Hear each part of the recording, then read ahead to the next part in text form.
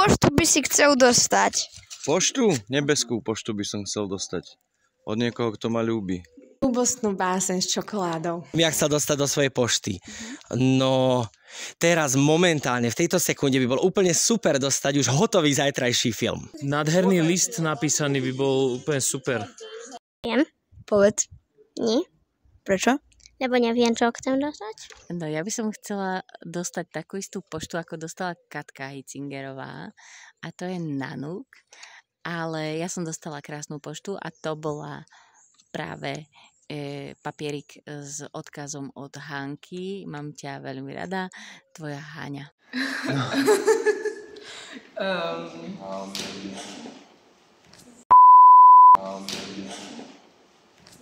My sme dostali krásnu poštu, my sme dostali krásne odkazy od účastníkov našich diel, nie? A sme za ne radi.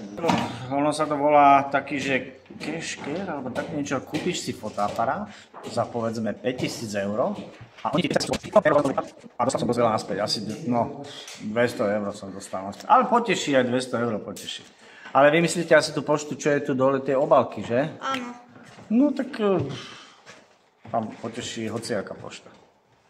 Tam je dôležité niečo dostať, lebo tí, čo nič nedostanú, my sme potom smutní. Čo ti voľaká pošta? Ďakujem. Ja som od niekoho dostal? Mám aj nahlas čítať? Prečítať?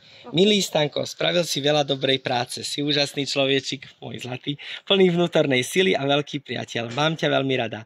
Všetky zlé veci pominú, ale to krásne v nás zostáva. Hovoria mi, že som super, že aby som nikdy neprestal hovoriť o svojich nápadoch a zdieľať ich s nami. Ja vám prisahám, že to nikdy neprestanem.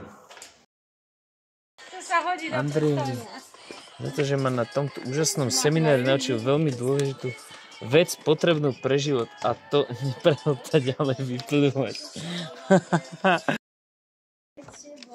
Ďakujem. Ako sa cítiš? Prečítaj na nahlas. Super. Prečítaj. Nič nerozumiem to, čo píše.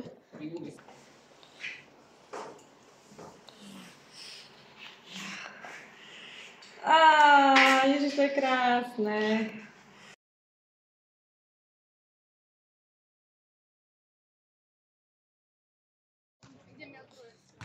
Puťo.